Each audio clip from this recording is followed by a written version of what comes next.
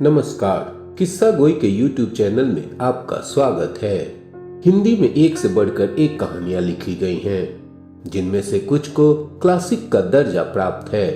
ऐसी ही क्लासिक कहानियों की सीरीज में हम आज लेकर आए हैं ख्वाजा अहमद अब्बास की कहानी सरदार जी। लोग समझते हैं सरदार जी मर गए। नहीं, यह मेरी मौत थी, पुराने मैं की मौत, मेरे तअस्सुब की मौत, घृणा की मौत जो मेरे दिल में थी। मेरी यह मौत कैसे हुई, यह बताने के लिए मुझे अपने पुराने मुर्दा मैं को जिंदा करना पड़ेगा। मेरा नाम शेख बुरहानुद्दीन है। जब दिल्ली और नई दिल्ली में सांप्रदायिक हत्याओं और लूटमार का बाजार गर्म था और मुसलमानों का खून सस्ता हो गया था, तो मैंने सोचा, वाहड़ी किस्मत, पड़ोसी भी मिला तो सिख, जो पड़ोसी का फर्ज निभाना या जान बचाना तो क्या, न जाने कब कृपान झोंक दे। बात यह है कि उस वक्त तक मैं सिखों पर हंसता भी था, उनसे डरता भी था और काफी नफरत भी करता था। आज से नहीं, बचपन से ही। मैं शायद 6 साल का था जब मैंने पहली बार किसी सिख को देखा था, जो धूप में बैठा अपने बालों को कंघी कर रहा था। मैं चिल्ला पड़ा, अरे वह देखो, औरत के मुंह पर कितनी लंबी दाढ़ी। जैसे जैसे उम्र गुजरती गई, मेरी यह हैरानी एक नस्ली नफरत में बदलती गई। घर की बड़ी बूढ़ियां जब किसी बच्चे के बारे में अशुभ बात का जिक्र करती, जैसे यह कि उसे नमूनिया हो गया था या उसकी टांग टूट गई थी, तो कहती, अब से दूर किसी सिख फिरंगी को नमूनिया हो गया था, या अब से दूर किसी सिख फिरंगी की टांग टूट गई थी। बाद में मालूम हुआ कि यह कोसना सन 1857 की यादगार था, जब हिंदू मुसलमानों के स्वतंत्रता युद्ध को दबाने में पंजाब के सिख राजाओं और उनकी फौजों ने फिरंगियों का साथ दिया था। मगर उस वक्त ऐतिहासिक सच्चाइयों पर नजर नहीं थी, सिर्फ एक अस्पष्ट सा खौफ, एक अजीब सी नफरत और एक गहरी धर्मांधता। डर तो अंग्रेज से भी लगता था और सिख से भी, मगर अंग्रेज से ज्यादा। उदाहरण के लिए, जब मैं कोई 10 वर्ष का था, एक रोज दिल्ली से अलीगढ़ जा रहा था। हमेशा 3rd या इंटर में सफर करता था। सोचा अब की बार 2nd में सफर करके देखा जाए। टिकट खरीद लिया और एक खाली डिब्बे में बैठकर गद्दों पर खूब कूदा। बाथरूम के आईने में उचक उचक कर अपना प्रतिबिंब देखा। सब पंखों को एक साथ चला दिया, रोशनियों को भी जलाया, कभी बुझाया, मगर गाड़ी अभी चलने में 2-3 मिनट बाकी थे कि लाल लाल मुंह वाले 4 फौजी गोरे आपस में डेम ब्लडी किस्म की बातचीत करते हुए दर्जे में घुस आए। उनको देखना था कि 2nd क्लास में सफर करने का मेरा शौक रफू चक्कर हो गया, और अपना सूटकेस घसीटता हुआ मैं भागा और एक अत्यंत खचाखच भरे 3rd क्लास के डब्बे में आकर दम लिया। यहां देखा तो कई सिख दाढ़ियां खोले, कच्छे पहने बैठे थे, मगर मैं उनसे डरकर दर्जा छोड़कर नहीं भागा, सिर्फ उनसे जरा फासले पर बैठ गया। हाँ, डर सिखों से भी लगता था, मगर अंग्रेजों से उनसे ज्यादा। मगर अंग्रेज अंग्रेज थे। वे कोट पतलून पहनते थे तो मैं भी पहनना चाहता था। वे डैम ब्लडी फूल वाली जबान बोलते थे, जो मैं भी सीखना चाहता था। इसके अलावा वे हाकिम थे और मैं भी कोई छोटा मोटा हाकिम बनना चाहता था। वे छुरे कांटे से खाते थे, मैं भी छुरी कांटे से भोजन करना चाहता था, ताकि दुनिया मुझे सुसंस्कृत समझे। उन दिनों मुझे काल और ऐतिहासिक सच्चाइयों की समझ नहीं थी। मन में मात्र एक अस्पष्ट सा भय था, एक विचित्र सी घृणा और धर्मांधता थी। डर अंग्रेजों से भी लगता था और सिखों से भी, पर अंग्रेजों से ज्यादा लगता था।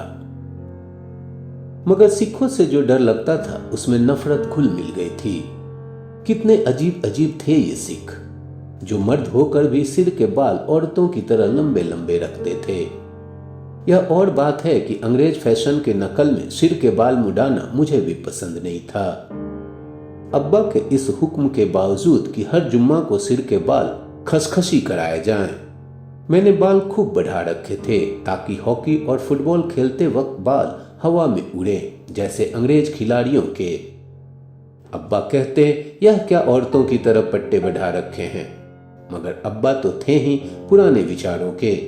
उनकी बात कौन सुनता था। उनका बस चलता तो सिर पर उस तरह चलवाकर बचपन में ही हमारे चेहरों पर दाढ़ियां बंधवा देते। हाँ, इस पर याद आया कि सिखों के अजीब होने की दूसरी निशानी उनकी दाढ़ियां थी। और फिर दाढ़ी दाढ़ी में भी फर्क होता है। मसलन अब्बा की दाढ़ी, जिसे बड़े ढंग से नाई फ्रेंच कट बनाया करता था, या ताऊजी की दाढ़ी जो नुकीली और चोंचदार थी। मगर वह भी क्या दाढ़ी हुई जिसे कभी कैंची ही ना लगे और झाड़ झंखाड़ की तरह बढ़ती रहे। उल्टा तेल दही और न जाने क्या क्या मलकर बढ़ाई जाए, और जब खूब लंबी हो जाए तो उसमें कंघी की जाए, जैसे औरतें सिर के बालों में करती हैं। औरतें या फिर मेरे जैसे स्कूल के फैशन परस्त लड़के। इसके अलावा मेरे दादा हुजूर की दाढ़ी भी लंबी थी और वह भी उनमें कंघी करते थे, लेकिन उनकी तो बात ही कुछ और थी। आखिर वे मेरे दादा जान ठहरे और सिख फिर सिख थे। मैट्रिक पास करने के बाद मुझे पढ़ने लिखने के लिए मुस्लिम विश्वविद्यालय भेजा गया। कॉलेज में जो पंजाबी लड़के पढ़ते थे उन्हें हम दिल्ली और उत्तर प्रदेश वाले मूर्ख, गंवार तथा उज्जड़ समझते थे। न बात करने का सलीका, न खाने पीने की तमीज। तहजीब तो छू तक नहीं गई थी उन्हें। ये बड़े बड़े लस्सी के गिलास छकने वाले भला क्या जाने केवड़ेदार फलूदे और लिप्टन की चाय का आनंद। जबान बड़ी बेहुदा, बात करे तो लगे लठ मार रहे हैं। अस्सी तुस्सी साढ़े तुहाड़े लाहौल विलाकुअत। मैं तो उन पंजाबियों से सदा कतराता रहता था। मगर खुदा भला करे हमारे वार्डन का कि उन्होंने एक पंजाबी को मेरे कमरे में जगह दे दी। मैंने सोचा चलो जब साथ रहना ही है तो थोड़ी बहुत दोस्ती ही कर ली जाए। कुछ ही दिनों में हमारी गाड़ी चलने लगी। उसका नाम गुलाम रसूल था। रावलपिंडी का रहने वाला था। काफी मजेदार आदमी था। लतीफे खूब सुनाता था। आप कहेंगे कि बात चल रही थी सरदार जी की, या गुलाम रसूल कहां से टपक पड़ा, मगर दरअसल उसका इस किस्से से गहरा नाता है। बात यह है कि वह जो लतीफे सुनाता था वे प्रायः सिखों के बारे में ही होते थे, जिनको सुन सुनकर मुझे पूरी सिख कौम की आदतें, उनके नस्ली गुणों और सामूहिक चरित्र का पूरी तरह से ज्ञान हो गया था। गुलाम रसूल का कहना था तमाम सिख बेवकूफ और बुद्धू होते हैं। 12 बजे तो इनकी अकल बिल्कुल खफ्त हो जाती है। इसके सबूत में कितनी ही घटनाएं पेश की जा सकती हैं। मिसाल के तौर पर एक सरदार जी दिन के 12 बजे साइकिल पर सवार अमृतसर के हाल बाजार से गुजर रहे थे। चौराहे पर एक सिख सिपाही ने रोका और पूछा, तुम्हारी साइकिल की लाइट कहां है? साइकिल सवार सरदार जी गिड़गिड़ा कर बोले, जमादार साहब अभी अभी बुझ गई है, घर से तो जलाकर चला था। इस पर सिपाही ने चालान काटने की धमकी दी। एक राह चलते सफेद दाढ़ी वाले सरदार जी ने बीच बचाव कराया, चलो भाई कोई बात नहीं, लाइट बुझ गई है तो अब जला लो। और इसी तरह के सैकड़ों लतीफे उसे याद थे, जिन्हें वह पंजाबी संवादों के साथ सुनाता था तो सुनने वालों के पेट में बल पड़ जाते थे। वास्तव में उन्हें सुनने का मजा पंजाबी में ही आता था, क्योंकि उज्जड़ सिखों की अजीबो गरीब हरकतों के बयान करने का हक कुछ पंजाबी जैसी उज्जड़ जबान में ही हो सकता था। सिख न केवल बेवकूफ और बुद्धू थे बल्कि गंदे थे, जैसा कि एक सबूत गुलाम रसूल यह देता था कि वे बाल नहीं मुंडवाते थे। इसके विपरीत हम साफ सुथरे गाजी मुसलमान हैं जो हर अठवाड़े जुम्मे के जुम्मे गुस्ल करते हैं। सिख लोग कच्छा पहने सबके सामने नल के नीचे बैठकर नहाते तो रोज हैं, लेकिन बालों और दाढ़ी में न जाने कैसी गंदी और गलीज चीजें मलते रहते हैं। वैसे मैं भी सिर पर एक हद तक गाढ़े दूध जैसी लेमन जूस ग्लिसरीन लगाता हूं, लेकिन वह विलायत के मशहूर सुगंधी कारखाने से आती है, मगर दही किसी गंदे सादे हलवाई की दुकान से। खैर जी, हमें दूसरों के रहन सहन वगैरह से क्या लेना देना।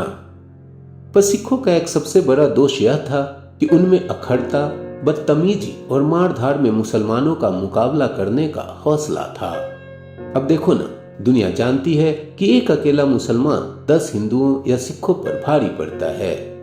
फिर ये सिख क्यों मुसलमानों का रौब नहीं मानते? कृपान लटकाए अकड़ अकड़ कर मूंछों बल्कि दाढ़ी पर भी ताव देते हुए चलते थे। गुलाम रसूल कहता कि इनकी हेकड़ी एक दिन हम ऐसे निकालेंगे कि खालसा जी याद ही करेंगे। कॉलेज छोड़े कई साल गुजर गए। विद्यार्थी से मैं पहले क्लर्क बन गया और फिर हेड क्लर्क। अलीगढ़ का छात्रावास छोड़कर नई दिल्ली के एक सरकारी मकान में रहने लगा। शादी हो गई, बच्चे हो गए। उन दिनों एक सरदार जी मेरे पड़ोस में आबाद हुए तो मुद्दतों के बाद सहसा मुझे गुलाम रसूल का कथन याद आ गया। यह सरदार जी रावलपिंडी से तबादला करवा कर आए थे, क्योंकि रावलपिंडी जिला में गुलाम रसूल की भविष्यवाणी के मुताबिक सरदारों की हेकड़ी अच्छी तरह निकाली गई थी। गाजियों ने उनका सफाया कर दिया था।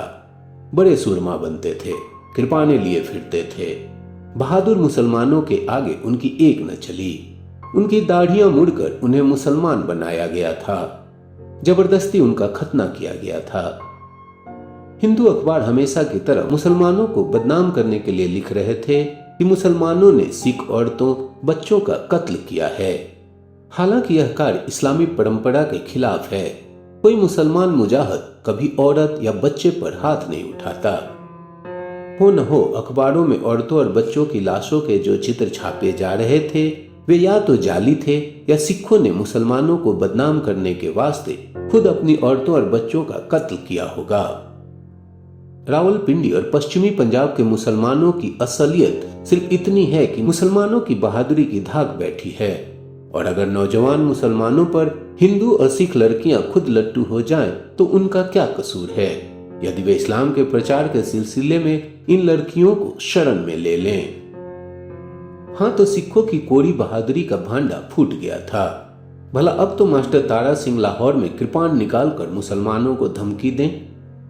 रावलपिंडी से भागे हुए उस सरदार और उसकी कंगाली देखकर मेरा सीना इस्लाम की महानता की रूह से भर गया। हमारे पड़ोसी सरदार जी की उम्र कोई 60 साल की होगी। दाढ़ी बिल्कुल सफेद हो चुकी थी। हालांकि मौत के मुंह से बच आए थे, लेकिन हजरत 24 घंटे दांत निकाले हंसते रहते। इसी से प्रकट होता था कि वे दरअसल कितने मूर्ख और भावहीन हैं। शुरू शुरू में उन्होंने मुझे अपनी दोस्ती के जाल में फंसाना चाहा। आते जाते जबरदस्ती बातें करने लगते। उस दिन न जाने उनका कौन सा त्योहार था। उन्होंने हमारे यहाँ कड़ा प्रसाद की मिठाई भेजी, जो मेरी बेगम ने तुरंत भंगन को दे दी, पर मैंने ज्यादा मुंह नहीं लगाया। कोई बात हुई, सूखा सा जवाब दे दिया, बस। मैं जानता था कि सीधे मुंह 2-4 बात कर ली तो यह पीछे ही पड़ जाएगा। आज बातें तो कल गाली गलौज। गालियां तो आप जानते ही हैं, सिखों की दाल रोटी होती हैं। कौन अपनी जबान गंदी करे ऐसे लोगों से संबंध बढ़ाकर। एक इतवार के दोपहर को मैं बैठा बेगम को सिखों के मूर्खताओं के लतीफे सुना रहा था। उनकी आंखों देखी तस्दीक करने के लिए ठीक 12 बजे मैंने अपने नौकर को सरदार जी के घर भेजा कि उनसे पूछ कर आए कि क्या वजह है। उन्होंने कहला भेजा कि 12:02 हुए हैं। मैंने कहा 12 बजे का नाम लेते हुए घबराते हैं, और हम खूब हंसे। इसके बाद भी मैंने कई बार मूर्ख बनाने के लिए सरदार जी से पूछा, क्यों सरदार जी 12 बज गए? और वे बेशर्मी से दांत फाड़कर जवाब देते, जी ऐसा तो 24 घंटे 12 बजे रहते हैं। और यह कहकर वे खूब हंसे, मानो यह बढ़िया मजाक हुआ। मुझे सबसे ज्यादा डर बच्चों की तरफ से था। अव्वल तो किसी सिख का विश्वास नहीं कि कब किसी बच्चे के गले पर कृपान चला दे। फिर ये लोग रावलपिंडी से आए थे, जरूर दिल में मुसलमानों से बैर रखते होंगे और बदला लेने की ताक में होंगे। मैंने बेगम को ताकीद कर दी, बच्चे हरगिज सरदार जी के मकान की तरफ न जाने दिए जाएं। मगर बच्चे तो बच्चे ही होते हैं। कुछ दिन बाद मैंने देखा कि वे सरदार जी की छोटी बेटी मोहनी और उनके पोतों के संग खेल कूद रहे हैं। वह बच्ची, जिसकी उम्र मुश्किल से 10 साल की होगी, सचमुच मोहिनी ही थी। गोरी चिट्टी, तीखे नैन नक्श, बेहद सुंदर। इन कमबख्तों की औरतें काफी सुंदर होती हैं। मुझे याद आया, गुलाम रसूल कहा करता था कि अगर पंजाब में सिख मर्द चले जाएं और औरतें को छोड़ जाएं तो फिर हूरों की तलाश में भटकने की जरूरत नहीं। हाँ, तो जब मैंने अपने बच्चों को उनके साथ खेलते देखा तो मैं उनको घसीटता हुआ घर के अंदर ले आया और खूब पिटाई की। फिर मेरे सामने कम से कम उनकी हिम्मत नहीं हुई कि वे कभी उधर का रुख करें। बहुत जल्द सिखों की असलियत पूरी तरह से जाहिर हो गई। रावलपिंडी से तो वह कायरों की तरफ पिट कर आए थे, लेकिन पूर्वी पंजाब में मुसलमानों को अल्पसंख्या में पाकर उन पर अत्याचार ढाना शुरू कर दिया। हजारों बल्कि लाखों मुसलमानों को शहीद होना पड़ा। इस्लामी खून की नदियां बह गई। हजारों औरतों को नंगा करके जुलूस निकाला गया। जब से पश्चिमी पाकिस्तान से भागे हुए सिख इतनी बड़ी तादाद में दिल्ली आने शुरू हुए थे, इस महामारी का यहां तक पहुंचना यकीनी हो गया था। मेरे पाकिस्तान जाने में अभी कुछ हफ्तों की देर थी, इसलिए मैंने अपने बीवी बच्चों को तो बड़े भाई के साथ हवाई जहाज से कराची भेज दिया और खुद खुदा का भरोसा करके यहीं ठहरा रहा। हवाई जहाज में सामान चूंकि ज्यादा नहीं जा सकता था, इसलिए मैंने पूरी एक वैगन बुक करवा ली।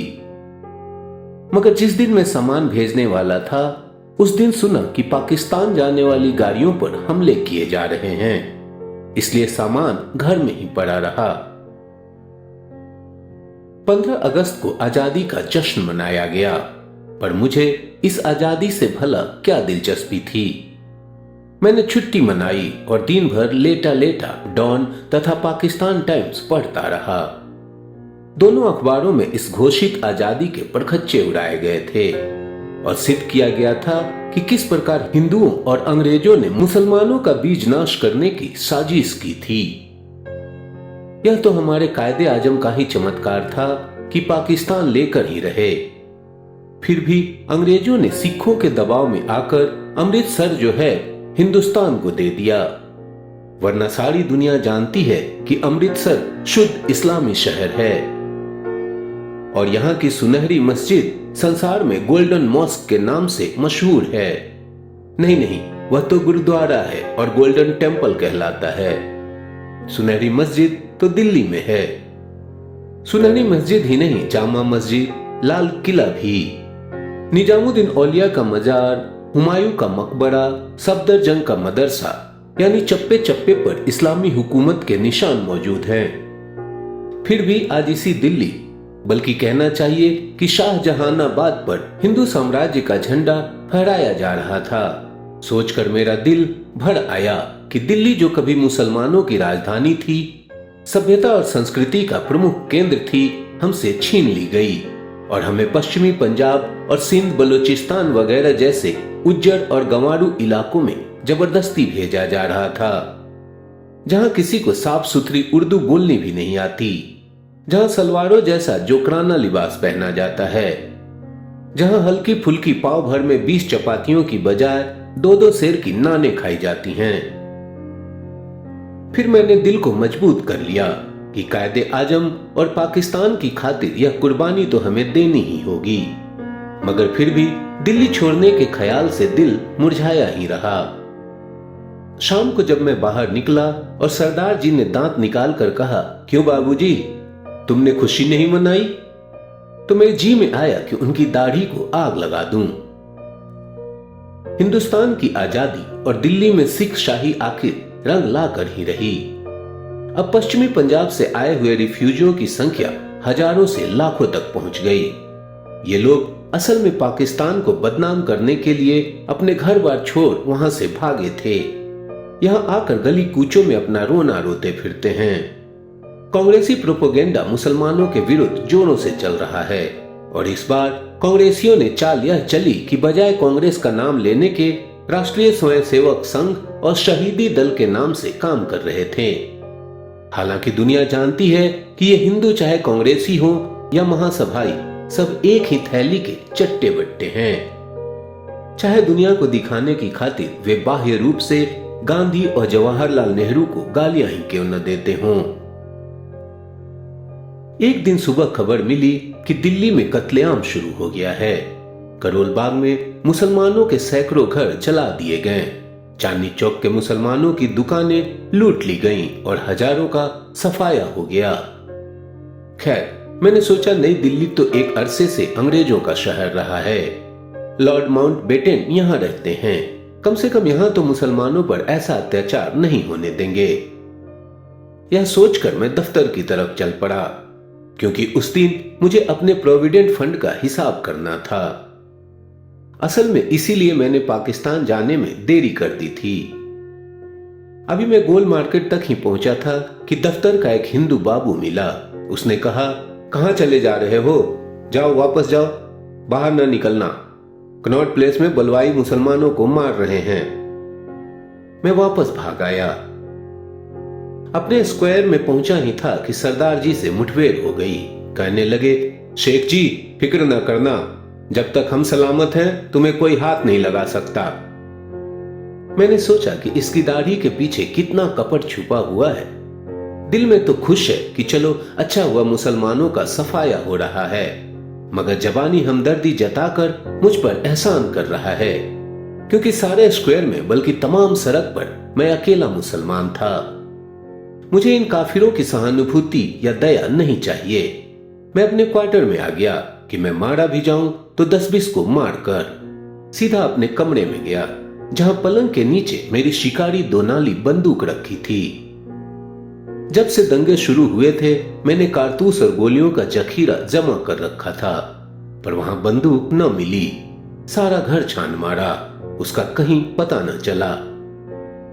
क्यों हुजूर, क्या ढूंढ रहे हैं आप? यह मेरा वफादार नौकर ममदू था। मेरी बंदूक कहां गई? मैंने पूछा। उसने कोई जवाब न दिया, मगर उसके चेहरे से साफ जाहिर था कि उसे मालूम है। शायद उसने ही छुपाई है या चुराई है। बोलता क्यों नहीं? मैंने डपट कर कहा। तब असलियत मालूम हुई कि ममदू ने मेरी बंदूक चुराकर अपने दोस्तों को दे दी है, जो दरियागंज में मुसलमानों की हिफाजत के लिए हथियार जमा कर रहे थे। वह भी बड़े जोश में था। सरकार, सैकड़ों बंदूकें हैं हमारे पास, 7 मशीन गने, 10 पिस्तौल और 1 तोप। हम काफिरों को भून कर रख देंगे, भून कर। मैंने कहा, मेरी बंदूक से दरियागंज के काफिरों को भून दिया गया तो इससे मेरी हिफाजत कैसे होगी? मैं तो यहां निहत्था काफिरों के चंगुल में फंसा हुआ हूं। यहां मुझे भून दिया गया तो कौन जिम्मेदार होगा? मैंने ममदू से कहा कि जैसे भी हो वह छुपता छुपाता दरियागंज जाए और मेरी बंदूक तथा 100-200 कारतूस भी ले आए। वह चला तो गया, लेकिन मुझे विश्वास था कि अब वह लौट कर नहीं आएगा। अब मैं घर में बिल्कुल अकेला रह गया था। सामने कार्निस पर मेरे बीबी बच्चों की तस्वीरें चुपचाप मुझे घूर रही थीं। यह सोचकर मेरी आंखों में आंसू आ गए कि अब उनसे मुलाकात होगी भी या नहीं। मेरी आंखें भर आईं, मगर फिर इस ख्याल से कुछ संतुष्टि भी हुई कि कम से कम वे तो सकुशल पाकिस्तान पहुंच गए हैं।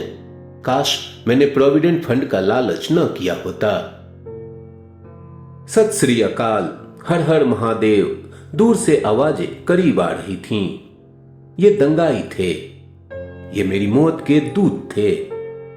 मैंने जख्मी हिरन की तरह इधर उधर देखा, जो गोली खा चुका हो और जिसके पीछे शिकारी कुत्ते लगे हों। बचाव की कोई सूरत न थी। क्वार्टर की किवाड़ पतली लकड़ी के थे और उनमें शीशे लगे हुए थे। मैं अंदर बंद होकर बैठा भी रहा तो भी बलवाई 2 मिनट में किवाड़ तोड़कर अंदर आ सकते थे। सत श्री अकाल, हर हर महादेव। आवाजें और निकट आ रही थीं। मेरी मौत निकट आ रही थी। इतने में दरवाजे पर दस्तक हुई। सरदार जी दाखिल हुए। शेख जी, तुम हमारे क्वार्टर में आ जाओ, जल्दी करो। बिना सोचे समझे अगले क्षण में सरदार जी के बरामदे की चिकों के पीछे था। मौत की गोली सन से मेरे सिर पर से गुजर गई, क्योंकि मैं वहां दाखिल हुआ ही था। एक लॉरी आकर रुकी और उससे 10-15 युवक उतरे। उनके अगुआ के हाथ में एक सूची थी। मकान नंबर 8, शेख बुरहानुद्दीन। उसने कागज पर नंबर डालते हुए हुक्म दिया और पूरा दल टूट पड़ा। मेरी गृहस्थी की दुनिया मेरी आंखों के सामने उजड़ गई। कुर्सियां, मेजें, संदूक, तस्वीरें, किताबें, दरियां, कालीन, यहां तक कि मैले कपड़े, हर चीज लारी में पहुंचा दी गई। डाकू, लुटेरे, कज्जाक और यह सरदार जी जो मुंह की हमदर्दी जताकर मुझे यहां ले आए, यह कौन सा कम लुटेरे हैं।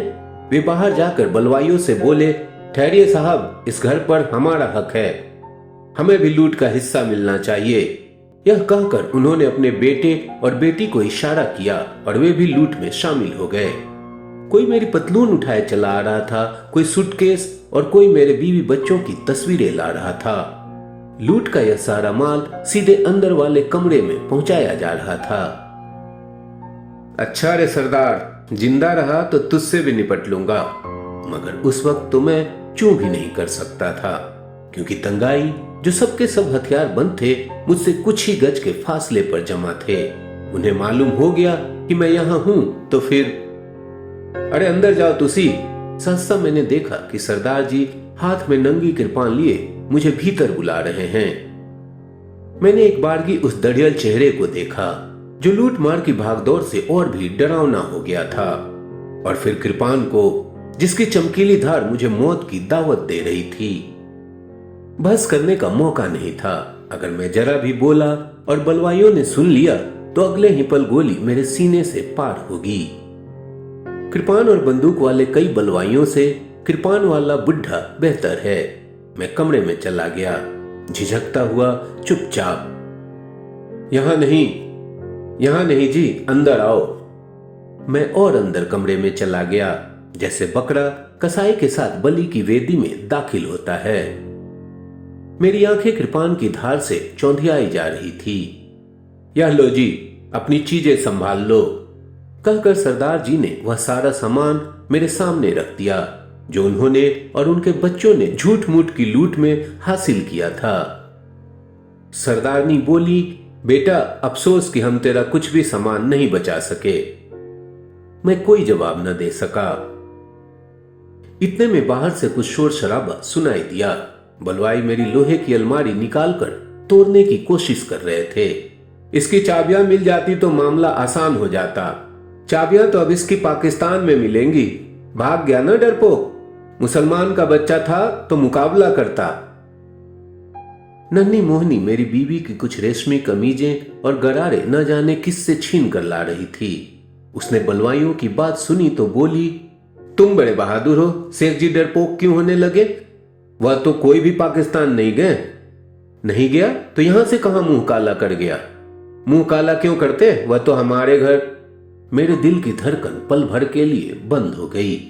बच्ची अपनी गलती महसूस करते ही खामोश हो गई, मगर बलवाइयों के लिए यही काफी था। सरदार जी के सिर पर जैसे खून सवार हो गया। उन्होंने मुझे अंदर बंद करके दरवाजे को कुंडी लगा दी, अपने बेटे के हाथ कृपान थमाई और खुद बाहर निकल आए। बाहर क्या हुआ मुझे ठीक से पता नहीं चला। थप्पड़ों की आवाज, फिर मोहिनी के रोने की आवाज और उसके बाद सरदार जी की आवाज। पंजाबी गालियां, कुछ पल्ले नहीं पड़ा कि किसे गालियां दे रहे हैं और क्यों दे रहे हैं। मैं चारों तरफ से बंद था, इसलिए ठीक सुनाई न दिया। और फिर गोली की आवाज, सरदार जी की चीख, लाड़ी चालू होने की गड़गड़ाहट, और फिर सारी स्क्वायर पर सन्नाटा छा गया। जब मुझे कमरे की कैद से निकाला गया तो सरदार जी पलंग पर पड़े थे और उनके सीने के निकट सफेद कमीज छाती पर खून से लाल हो रही थी। उनका बेटा पड़ोसी के घर से डॉक्टर को फोन कर रहा था। सरदार जी, यह तुमने क्या किया? मेरी जबान से न जाने ये शब्द कैसे निकले। हैरान था। मेरी बरसों की दुनिया, विचारों, मान्यताओं, संस्कारों और धार्मिक भावनाओं का संसार ध्वस्त हो गया था। सरदार जी, यह तुमने क्या किया? मुझे कर्जा उतारना था बेटा। कर्जा? हाँ, रावलपिंडी में तुम्हारे जैसे ही एक मुसलमान ने अपनी जान देकर मेरी और मेरे परिवार की इज्जत बचाई थी। उसका नाम क्या था सरदार जी? गुलाम रसूल। गुलाम रसूल? और मुझे ऐसा लगा मानो किस्मत ने मेरे साथ धोखा किया है। दीवार पे लटके घंटे ने 12 बजाने शुरू कर दिए। 1, 2, 3, 4, 5। सरदार जी की निगाहें घंटे की तरफ घूम गईं, जैसे मुस्कुरा रहे हों, और मुझे अपने दादा हुजूर याद आ गए, जिनकी कई फुट लंबी दाढ़ी थी। सरदार जी की शक्ल उनसे कितनी मिलती जुलती थी। 6, 7, 8, 9, मानो वे हंस रहे हों। उनकी सफेद दाढ़ी और सिर के खुले बालों ने उनके चेहरे के गिर्द एक प्रभा मंडल सा बनाया हुआ था। 10, 11, 12, जैसे वे कह रहे हों, जी असादे तो 24 घंटे 12 बजे रहते हैं। फिर वे निगाहें हमेशा के लिए बंद हो गईं और मेरे कानों में गुलाम रसूल की आवाज दूर, बहुत दूर से आई। मैं कहता था ना कि 12 बजे इन सिखों की अक्ल मारी जाती है और ये कोई न कोई बेवकूफी कर बैठते हैं। अब इन सरदार जी को ही देखो, एक मुसलमान की खातिर अपनी जान दे दी। पर ये सरदार जी नहीं मरे थे, मैं मरा था।